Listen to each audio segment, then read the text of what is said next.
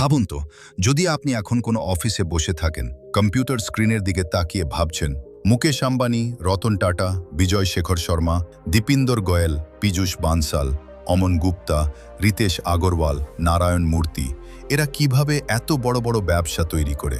তাদের কি জন্ম থেকেই কোটি কোটি টাকা ছিল, নাকি টাকা ছাড়া ব্যবসা শুরু করা একেবারেই অসম্ভব? যদি আপনারও এমন মনে হয়, তাহলে আপনি একটা বড় ভুল ধারণার মধ্যে আছেন। আজকের দুনিয়ায় সবচেয়ে বড় মিথ্যা হলো ব্যবসা শুরু করতে হলে প্রথমে অনেক টাকা দরকার।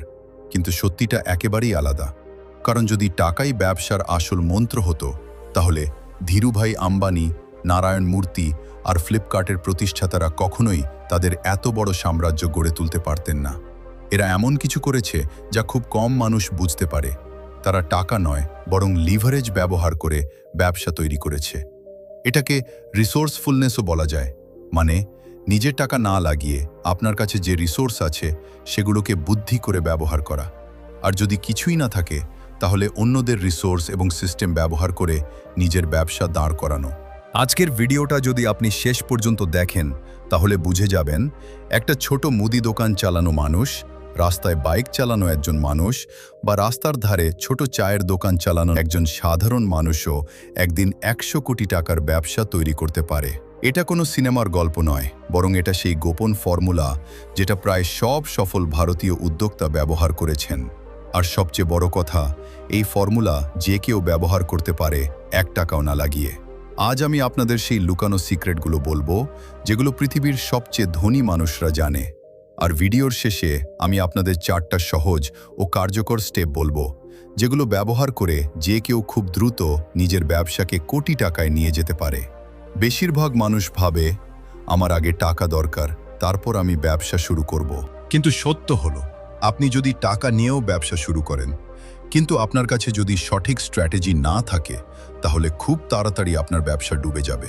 কিন্তু যদি নিজের টাকা না লাগিয়ে, নিজের বড় ঝুঁকি না নিয়ে শুধু সঠিক স্ট্র্যাটেজি দিয়ে কাজ করেন, তাহলে আপনি খুব দ্রুত আপনার ব্যবসা বড় করতে পারবেন। কিভাবে? এটা ভালোভাবে বুঝতে হলে আমাদের কিছু বিখ্যাত মানুষের জীবনের দিকে তাকাতে হবে, যারা শূন্য থেকে শুরু করে বিলিয়ন ডলারের সাম্রাজ্য গড়ে তুলেছেন, লেভারেজ এবং রিসোর্সফুলনেস ব্যবহার করে। ধীরুভাই আম্বানির গল্প আজ পুরো পৃথিবী ধীরুভাই আম্বানি নামটা চেনে। কিন্তু জানেন কি তার শুরুটা কেমন ছিল? 1950 সালের দিকে ধীরুভাই আম্বানি মাত্র 17 বছর বয়সে 500 টাকার চাকরি করতে ইয়েমেনে চলে গিয়েছিলেন। সেখানে তিনি দেখলেন বাজারে পণ্যের দাম কিভাবে ওঠানামা করে এবং একই পণ্য আলাদা জায়গায় আলাদা দামে বিক্রি হয়। সেখান থেকে তিনি একটি শক্তিশালী জিনিস শিখেছিলেন, আরবিট্রাজ। আরবিট্রাজ মানে এক বাজার থেকে কম দামে পণ্য কিনে অন্য বাজারে বেশি দামে বিক্রি করা।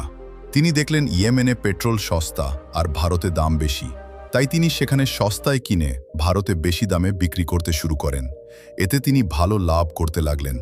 পরে যখন তিনি ভারতে ফিরে এলেন, তখন কাপড়ের ব্যবসা শুরু করলেন। কিন্তু তার কাছে নিজের টাকা ছিল না। তাহলে ব্যবসা শুরু করলেন কিভাবে? এখানেই আসে লিভারেজের ধারণা। তিনি কখনো নিজের টাকা দিয়ে কাপড় কেনেননি। তিনি আগে অর্ডার নিতেন, তারপর সেই অর্ডারের জন্য মাল কিনতেন। মানে আগে কাস্টমারের টাকা, তারপর ডেলিভারি। রিলায়েন্সের আইপিও যখন প্রথম আসে, তখন প্রতি শেয়ারের দাম ছিল মাত্র 10 টাকা। সেই সময় 57,000 মানুষ এই কোম্পানিতে বিনিয়োগ করেছিলেন। আজ রিলায়েন্স শুধু একটা কোম্পানি নয়, এটা প্রায় 19 লক্ষ কোটি টাকার সাম্রাজ্য। নারায়ণ মূর্তির গল্প। নারায়ণ মূর্তি সেই মানুষ যিনি ভারতকে আইটি সেক্টরে বিশ্বে পরিচিত করেছেন। কিন্তু যখন তিনি ইনফোসিস শুরু করেছিলেন, তখন তার নিজের খরচ চালানোর মতো টাকাও ছিল না। আজ ইনফোসিসের বাজার মূল্য 6.5 লক্ষ কোটি টাকারও বেশি। কিন্তু এর শুরু হয়েছিল মাত্র 200 টাকা দিয়ে। তিনি তার 6 জন বন্ধুকে সঙ্গে নিয়ে কোম্পানি শুরু করেন। তাদের অফিস ছিল না, কম্পিউটার ছিল না, ক্লায়েন্টও ছিল না, কিন্তু তাদের কাছে একটা জিনিস ছিল, জ্ঞান, নলেজ। তারা বুঝেছিলেন যে আমেরিকা ও ইউরোপের কোম্পানিগুলো সস্তা কিন্তু দক্ষ সফটওয়্যার ইঞ্জিনিয়ার খুঁজছে, আর ভারতে দক্ষ ইঞ্জিনিয়ার ছিল কিন্তু সুযোগ ছিল না। এটাই ছিল তাদের মার্কেট গ্যাপ। তারা প্রথমে ক্লায়েন্ট থেকেই টাকা দিয়েন, তারপর শেষ করলেন এটাই হলো স্মার্ট ব্যবসা। ফ্লিপকার্টের গল্প 2007 সালে 2 সাধারণ ছেলে সচিন বানসাল এবং বিন্নি বানসাল একটি ছোট ঘরে বসে একটি আইডিয়া নিয়ে কাজ শুরু করেন। আজ ফ্লিপকার্টের মূল্য 3 লক্ষ কোটির বেশি, কিন্তু এর শুরু হয়েছিল মাত্র 4 লক্ষ টাকা দিয়ে। ফ্লিপকার্ট শুরুতে নিজের কোনো স্টক রাখেনি। তারা কি করত? প্রথমে ওয়েবসাইটে প্রোডাক্ট লিস্ট করত। যখন কাস্টমার অর্ডার দিত তখন তারা সাপ্লায়ার থেকে পণ্য কিনে ডেলিভারি করত। মানে কাস্টমারের টাকা দিয়েই ব্যবসা চালু হয়েছিল। আরেকটা বড় সমস্যা ছিল, ভারতের মানুষ অনলাইনে টাকা দিতে ভয় পেত। তখন ফ্লিপকার্ট চালু করেছিল ক্যাশ অন ডেলিভারি। এই একটাই আইডিয়া তাদের ব্যবসাকে অনেক দ্রুত বড় করে দেয়। 2018 সালে ওয়ালমার্ট ফ্লিপকার্টকে $16 বিলিয়ন কিনে নেয়। এখন আসি 4টি গুরুত্বপূর্ণ স্টেপে। স্টেপ 1, সমস্যাই সাফল্যের চাবিকাঠি। বড় আইডিয়া খোঁজা বন্ধ করুন, মানুষের সমস্যার সমাধান খুঁজুন। স্টেপ 2, টাকা নয়, নেটওয়ার্ক তৈরি করুন। জোম্যাটোর নিজের রেস্টুরেন্ট নেই, ওর নিজের হোটেল নেই, তারা অন্যদের রিসোর্স ব্যবহার করেছে।